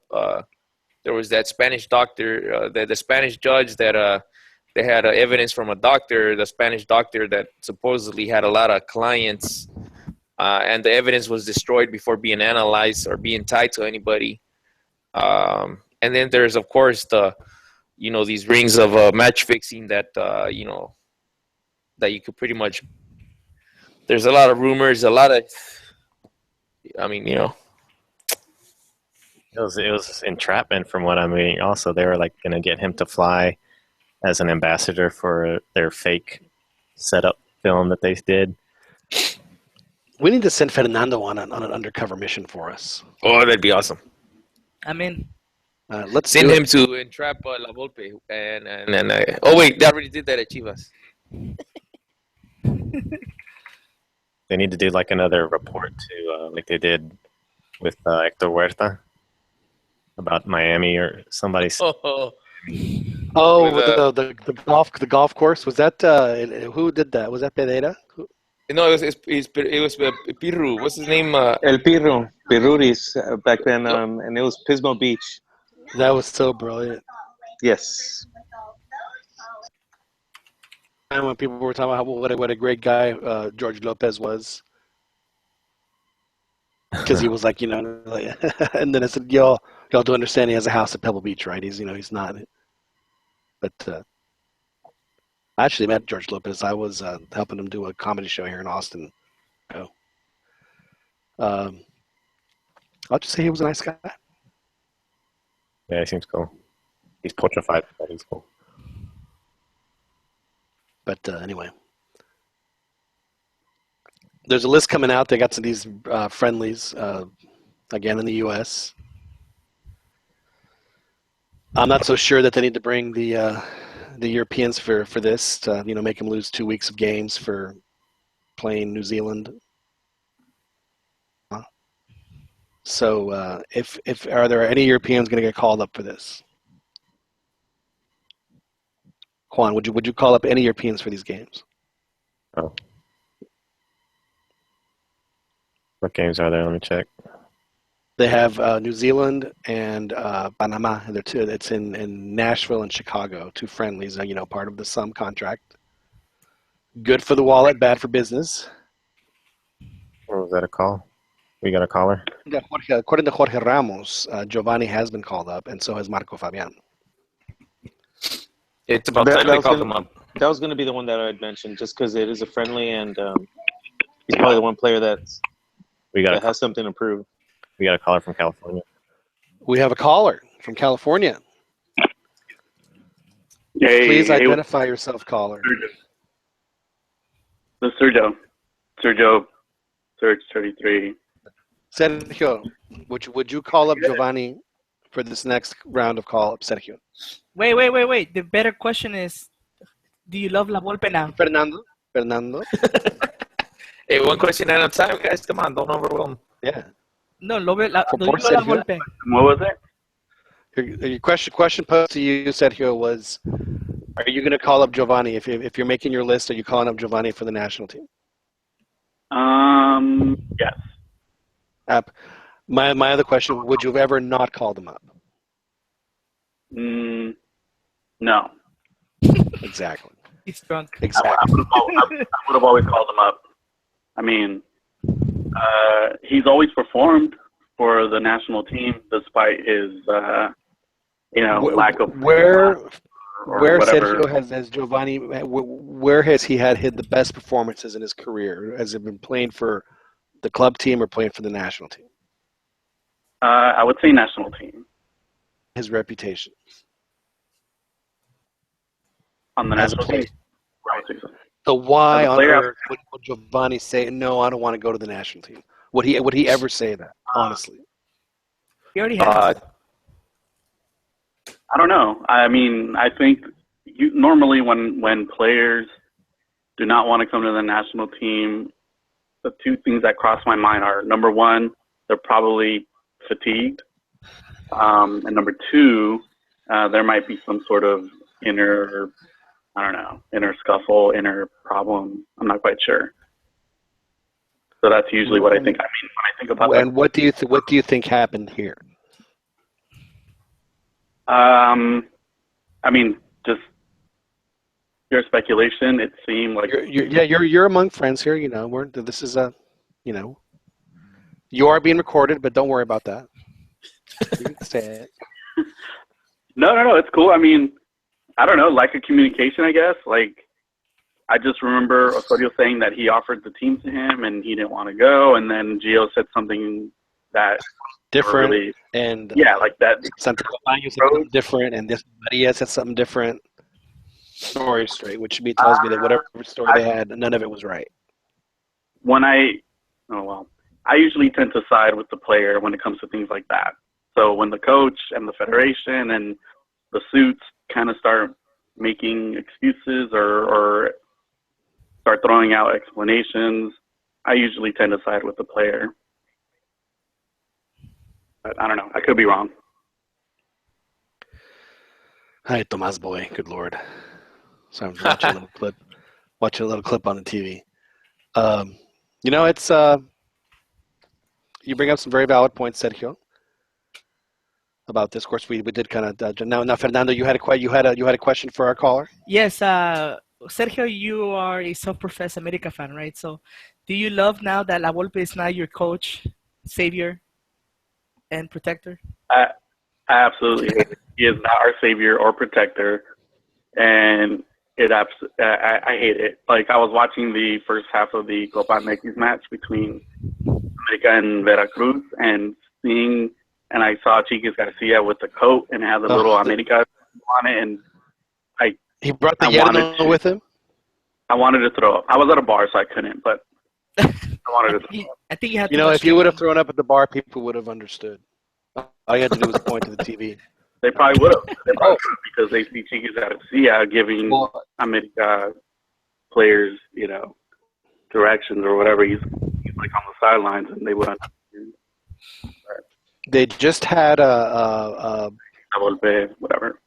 An Univision that both, actually all three, Vela, Giovanni, and Marco Fabian are going to be called up. Well, that's great. I mean, Marco Fabian apparently is doing pretty well in Germany, and that's good for him. That's great. I mean, whatever players are doing well, like, call them up. If they're playing well abroad, if they're playing well domestically, the reality is, Sergio, is that Osorio has no choice but to call up. He has to, as they say, has to throw all the carne on the asado. He has to, whatever it takes. And he doesn't get a result. The minute, the next day, he doesn't get a result, he's gone. I mean, He has to get a minimum 4 points in these upcoming qualifiers in November. He has no choice, and if he doesn't get them, he's gone. It's going to be hard because he's playing the U.S. in Columbus. He did exactly, but losing is not an option. It is just not an option for him. So if this guy, he might get away with point. Osorio, he comes through. Are you guys gonna finally come to terms and accept him as? If he comes through, that's great. But you know what's going to happen, Fernando? He ain't going to come through. I mean, that's just the reality. He's just not. The players, they've Python skit where it's a group of it's a construction company, and they use hypnosis to make buildings.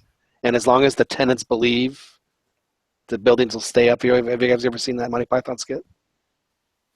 No. Yeah, so it's like hypnotists and magicians, and the minute the tenants don't believe you, the building starts falling apart. The players don't believe him; they just don't believe him anymore, and it's time. Now, don't you think he should clean house with the players that don't have the mental strength to, the huevos? I might agree with you if Mexico actually had depth, but they don't.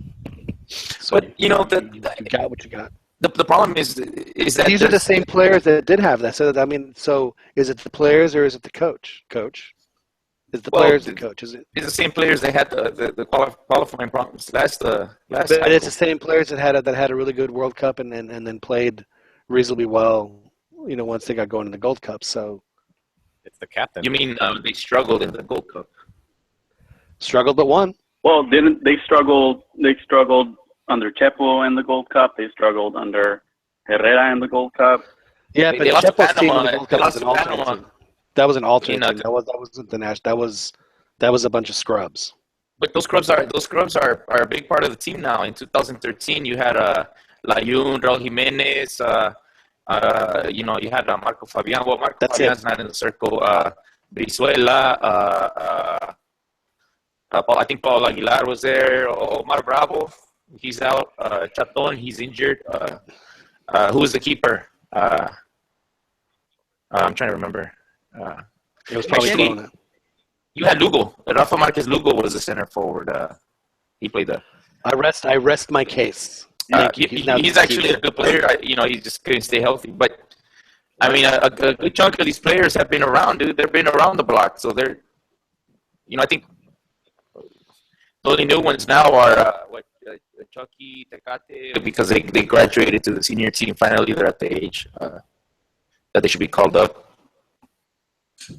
Well, at some point, that's what I'm saying. Is it the coach or the player? So you say it's never the coach's fault. It's always the players.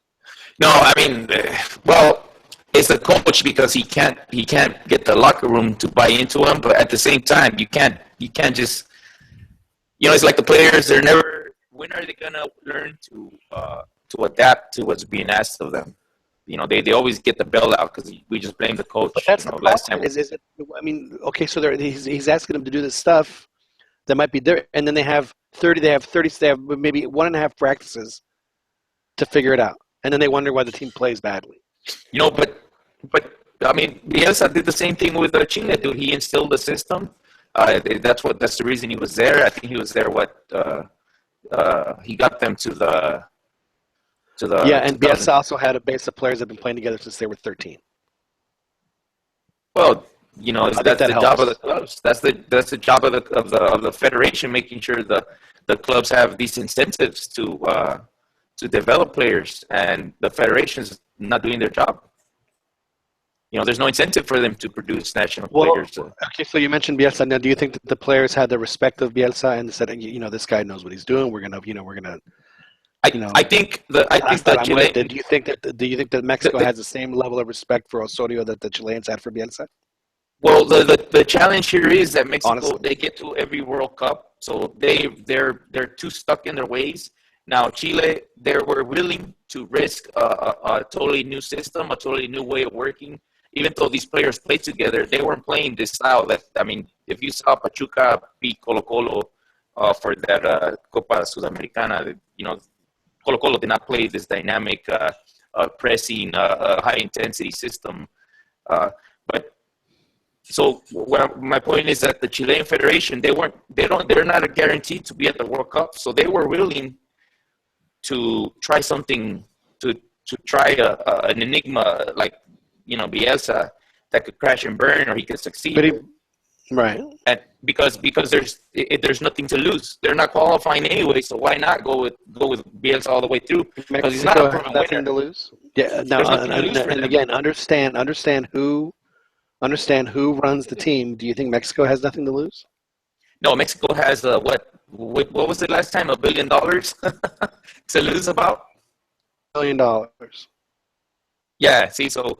Well, remember that Vucetich, he gave that press conference, hey, if it was my money, I would not risk it. I would just go with the sure thing. Remember he made that joke? I thought it was in bad taste, but, whatever. So again. I have a question. That Chile team, weren't the majority of those players playing in Europe? No. You mean most of them do play. Well, do they... They have a handful of them, but they all came out of one. But most of them have been playing together. They came out of the same club. No, it's like 3 or 4 clubs, John. It's Universidad Católica, it's Colo Colo. It's like 3 or 4 clubs that have been supplying their national team. It's still specifically it was Colo Colo. Like the really good players. No, it was I think it's Universidad of Chile. Came from. I looked at the list. It may have been both, but I know that a lot of them different come from. And on top of that, when Mexico lost to when Vela and when they were in the U20s and they played the World Cup in Canada, Argentina, they would have played Chile in the semifinals, and it's the same dudes. It is the same dudes. So everything we thought that Mexico was going to do after that World Cup, Chile did it. Alexis Sanchez came out of Cobreloa. So I think it's just their league is not an importing league, so they have no choice but to develop talent. Because they import enough, but again, as you said, that Chile doesn't, their federation isn't under the same amount of pressure that is under pressure, but FMF has we know what they are. We know who they. And unfortunately, it's because of that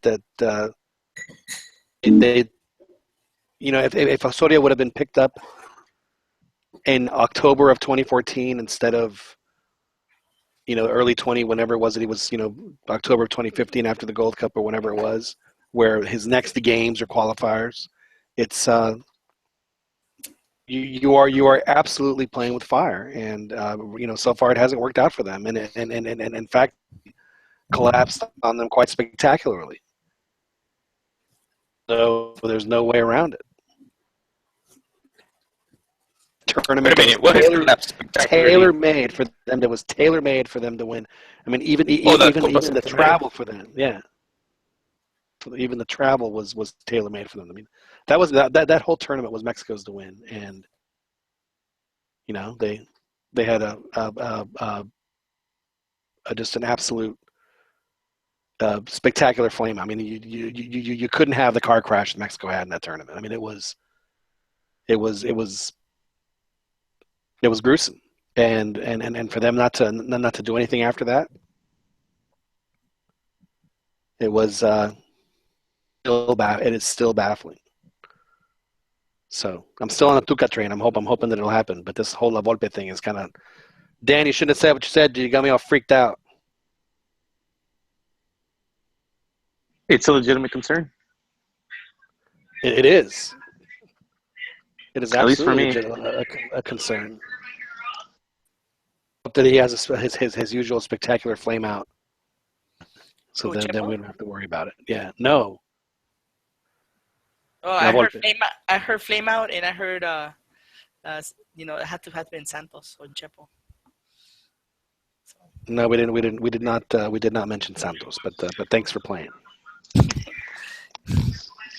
Fernando, do you think any player would cry for their jersey like Santos players do for their team? Think anybody cares like that on that level? I actually do think the Santos players are well intended. They have a good squad. It's just that they're being mismanaged right now by terrible management called Chepo. So We'll I don't. agree to disagree on that. I think the team is in capable hands. Oh, good luck to you, man. I wish you the best. Let me know I cómo don't- está la Liga de Ascenso. We'll dominate, bro. Santos isn't I'm going to sure. be for them. It's going to be No. Veracruz. Veracruz is going to have a. They're going to. It's already started. They're going down. There's still about, I think, 3 or 4 teams that are still gonna continually be in worse shape. At least I would suspect. But the difference is that they won't have Chepo as their coach. So that's the big difference right there. Just trying. It's true. That is a difference. You know, Chepo has been a coach for about, I'm going to say, maybe 30%, 60% less than La Volpe was. Maybe 70%. At less years. And yet he's actually won more. You know what Please though? explain that. I mean, Chepo, he inherited a good Chivas team that was making the finals. They had a good system, so he came in and he kind of he just he played a more conservative. It's basically what Vucetich did, La Volpe, Man, ese equipo and then- I feel bad. Hold on. I feel bad. Joel's not on today, man, because he's probably just kicking something right now. No, I mean it was Hans, the one that was getting Chivas, being successful, the system he was bringing in, and then Chepo came in and he changed things up. So he took less risks because he was a La Puente assistant, and then at Toluca, Toluca they won with Tolo Gallego as well. So that organization was just run well by Lebrija, bringing in coaches that worked within their system. Similar to what Peláez was trying to do. So you're not believing the whole Juan? By the way, Juan, there's there's saluditos para la banda de fresitas y los hermanitos cagones del Perrin Jotoel.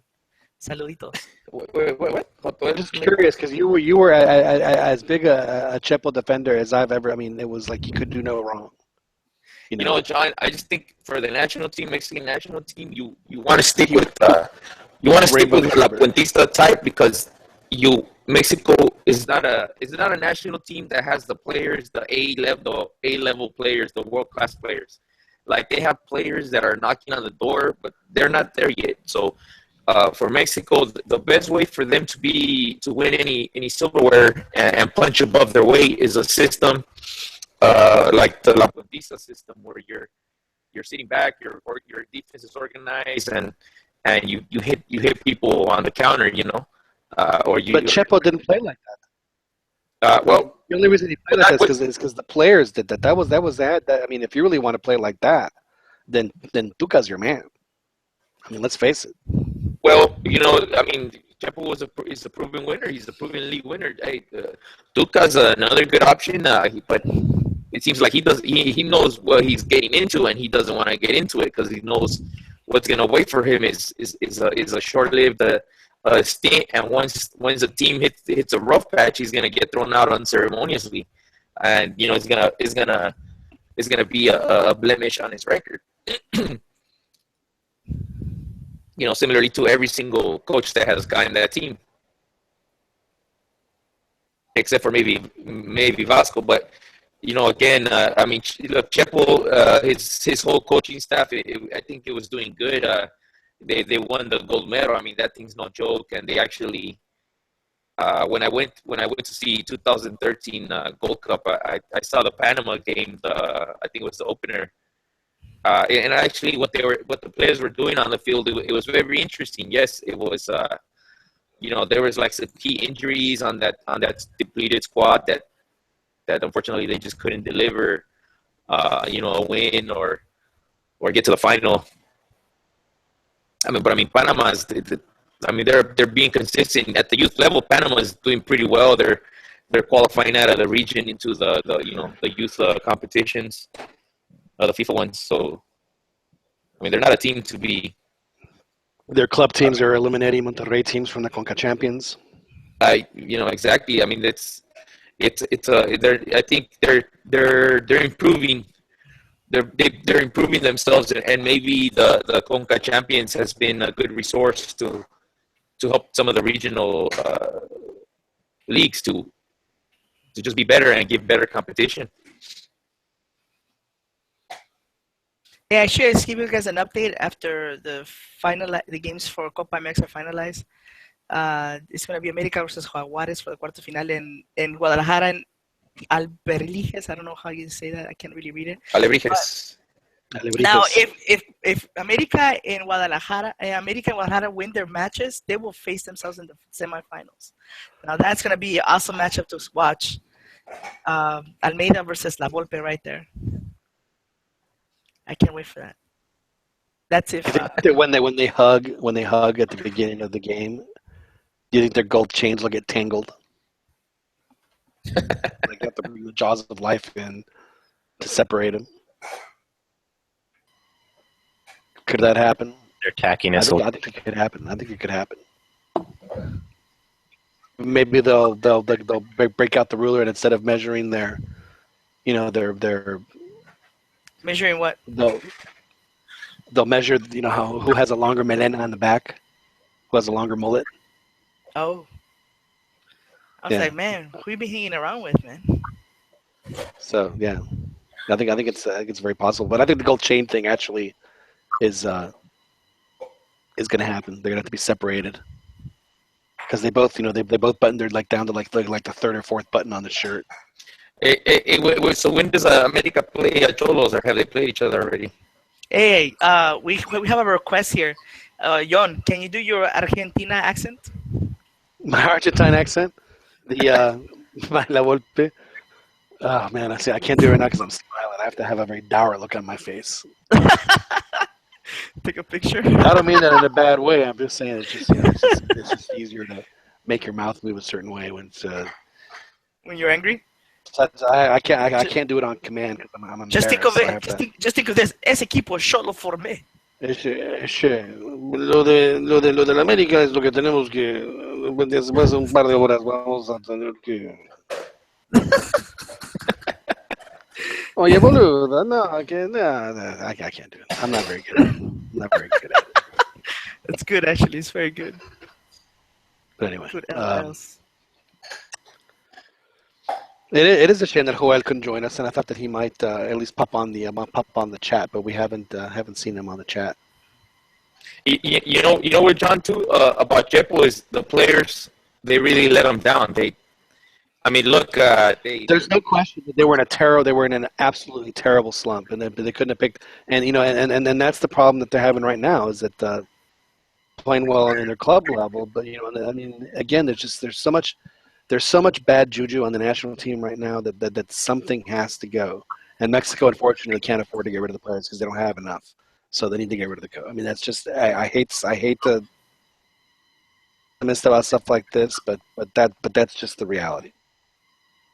And see, the reason I thought we should really stick with them, maybe I went over this, is they had Nestor, when he came in, they had a plan where, hey, in 8-year plan, the plan de 8 años was famously played, mocked on the Club de Cuervos. I don't know if you guys seen that series. Yeah, well, but I thought that Nestor was a really good guy, and I thought that but when they sent the guys to Valladolid to shoot commercials, I lost all respect for him, and so did the players. And that is just unfortunate. It's unfortunate that it happened, but yeah. And I always found it interesting that anytime that the players would do something, they'd get caught, being human beings and just letting loose. It was always the same media company that was doing it, and it always made me wonder who was the guy that made the call look bad because somebody did. And I always thought it was Chepo. I thought it was just his way of getting back for whatever reason. They had it in for each other, and I'll never. I mean, that whole they're probably like pure. They're very strict in that regard with the players, or they try to be. They're very and that's like fun. I mean, moralists. and I get that, but when the players are letting loose and they've been given permission to let loose, don't tell the camera guy from record, hey, there's going to be partying in this room. Go outside the window and take pictures. The guy off. I mean, they wasn't just going to show up. That's the stuff that drives me crazy. And even the party in Monterrey, again, you can't just go to the front desk and, hey, can we rent out your banquet room? No, I mean that is planned. So you can't tell me that they didn't know that they were going to do it. And then and again, who were the newspaper company that was staked out watching these guys do this? I mean, it's just. What was it? Record? It always stunk. It always stunk for me, and I don't understand. I guess my biggest frustration is that they had the only other group of talent team that had as much talent as what they had at this right now was the one that didn't make the 1990 World Cup, and for them to squander what they've squandered for ridiculous petty BS. And it's just very unfortunate. It reminds me of that joke about the generals not knowing what to do with success. What's happening? They just didn't know how to handle it. Yeah, I saw a thing on my Univision app that apparently, what's his name, Tata Martino, with Atlanta United. Yeah, going to Atlanta. And apparently he said he wants, I don't know if it's true, he said he wants Andres Guardado. There you go. Well, that's already been ordained. They've been talking about that for 2 years. Another Mexican. Now, is that a good city to go for him to go to? Guardado's going to retire already? My God, time flies by so fast. You think he's going to enjoy living in Atlanta? Guardado, he has, he's going to enjoy living in Atlanta. It's a very nice city. He'll do just fine. They don't have as many Mexican restaurants in Atlanta as they do over in this part of the world. But, John, tell us what you really think, man. Don't take off the gloves, man. Just what with Guardado? No, on Atlanta. Well, my parents live in Atlanta, so I mean, I do go there somewhat. I do go there often. It's all right. It's a transplant city. There's a lot of folks that aren't from Atlanta that live there, so he'll fit right in. Oh, it's like a little chilango. It's like Dallas. Capitalinos. No, it's nothing like that. Are you kidding me? Atlanta's like Monterrey, please. It's a lot of codos. Guardado, but by the time he goes there, he will have played and done very well in Europe for 10 years. Let him play in Atlanta. Again, these guys, and I feel the same way. Even I know Giovanni was a little younger, but he earned the right to make the decision of where he wanted to go. But I don't see why. For Guardado, and on top of that, he's been a mainstay on the national team since 2007. He's done great. He can go play wherever the hell he wants. Yeah, he can retire wherever he wants. He's already. Although lately he has not been playing well for the national team. So. Well, it looks like retirement is right around the corner, then, huh? But again, he's scored some big goals. He's done very well for both club and country. He can do whatever he wants. Well, he did have a great career, and it's funny that Guardado's contemplating retirement. Since La Volpe was the one who debuted him, I would think that Guardado would want to come and play for La Volpe in America. America is not going to have Ricardo La Volpe as coach, but for maybe. He's not going to be there for 2 or 3. It's just not going to happen.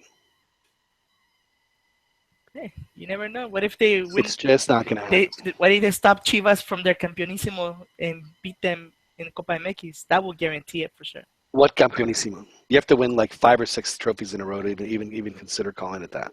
Well, yeah, but they can stop Chivas from winning it if they make it to semifinals. Salud. I'm not sure. Why are you so hung up on Copa MX, Fernando? I'm just curious. I'm not hung up on it. It's just You're absolutely hung up on it. No, it's another opportunity for a team to win silverware, and I think that Chivas has what it takes to win a lot of those. Do you feel the same way about Cruz Azul's Copa MX trophy that they won, or just Chivas? I'm glad that you brought Cruz Azul up because, on the other side of the bracket is Cruz Azul. So if Chivas does end up making it to the final and they place Cruz Azul, we already know Chivas is going to win it. Van a Cruz Azulear. Lucas got a good team, so they're gonna probably beat Cruz Azul. To look in the final against whoever. Time to cue la Cruz Azul, yo. Toluca played real good. They're gonna dominate. Maybe Leon, 4-3? Yeah, I guess their defense. They've had a really good in the college football stadium that they're playing in right now. They've apparently the fans have really enjoyed it and they've taken to it. Good for them. That's they've created a really good atmosphere there. Hopefully they'll play a couple games there a year for them. I like the other stadium better.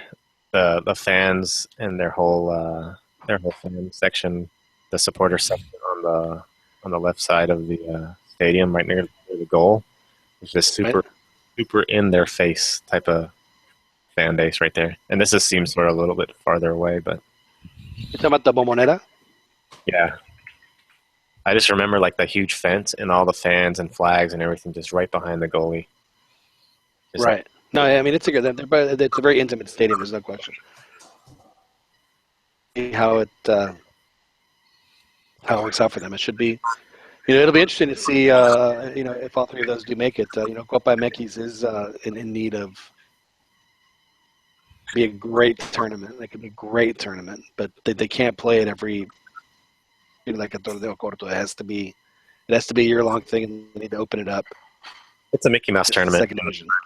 Exactly. The way they do it is ridiculous. I mean, they play like 6 games in the first round, and then they get to the knockouts. They should just make it a straight-up knockout tournament.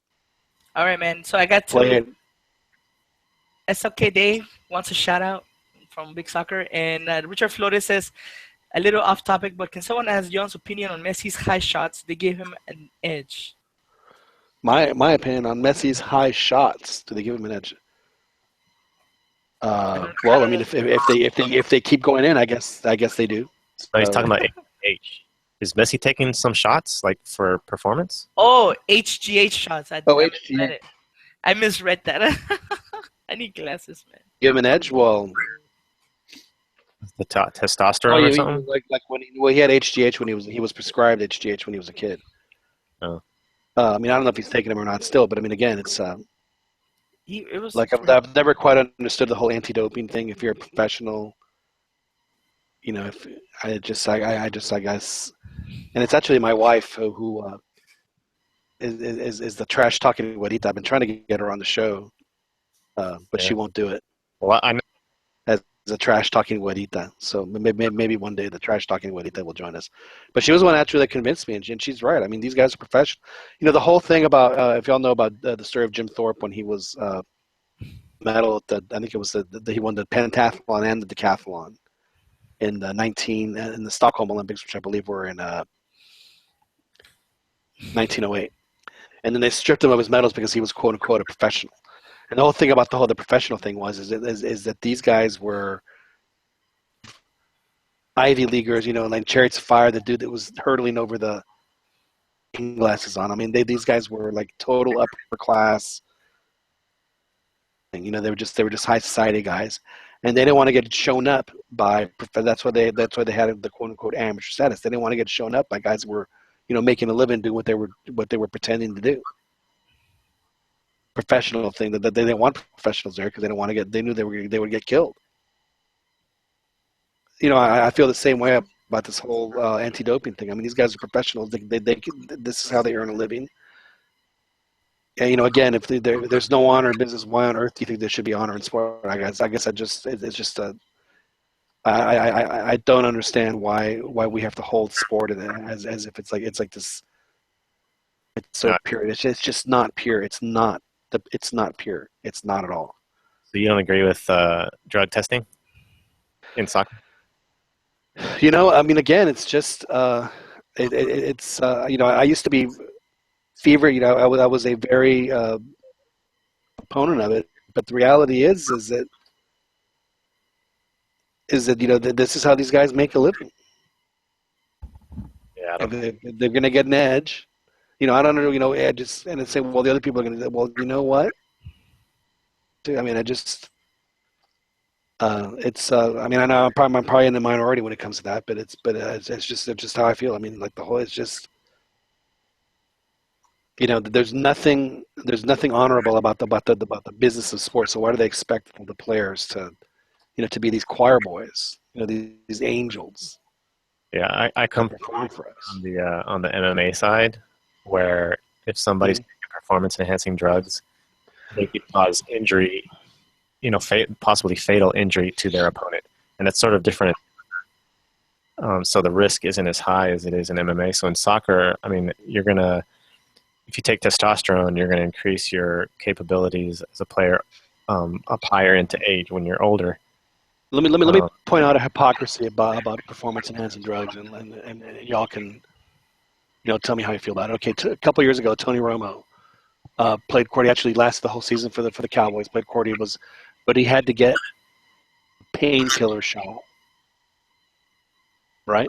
Yeah. So he could play. Performance enhancing drug. No, well, I wouldn't say it enhanced his performance.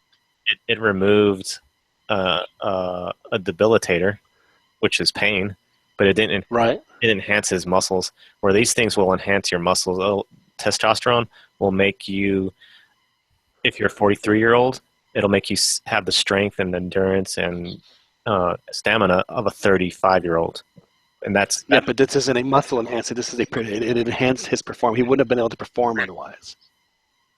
Explain to me how that's not a performance enhancing drug. Okay, I guess you can look at it that way. And and they have a list. Like USADA will have a list of. Of course they do. But that's my point. Is it like the whole clenbuterol thing that happened in Mexico? And the only reason that Mexico was exonerated, I don't know if y'all remember this, was because they had the Youth World Cup there, and out of I forget what it was, there were 24 teams. So 24, what's 24 times 24? It's like 5. Did I get that right? 500 something. Out of that many, it was like 80% tested positive because of the fact that they put it in the meat.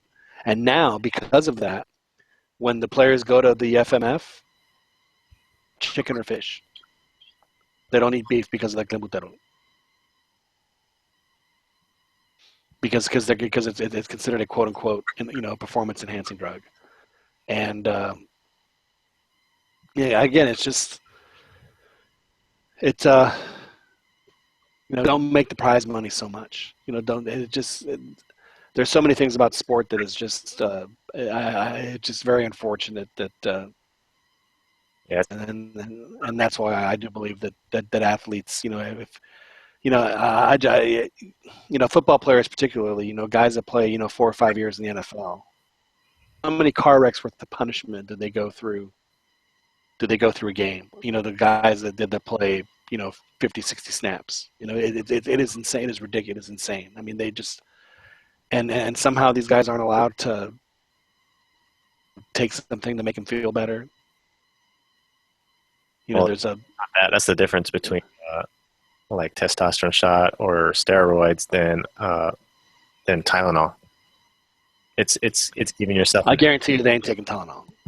It's giving yourself an extra edge that could cause damage to your opponent. Well, in combat sports, it's more so, and also it's like the funny thing about baseball is that they'll look down on the quote unquote street drugs, whatever it is. Yet for years, they would have amphetamines readily available for baseball players just so they could just for having to play day in, day out. So again, how is that not performance enhancing? That was given to them, supplied to them by the teams. Yeah, that's to be on your normal performance. Like if you have a headache or something, you can perform normally. But when you're Sammy Sosa and Mark McGwire taking steroids, you're just disgracing the game.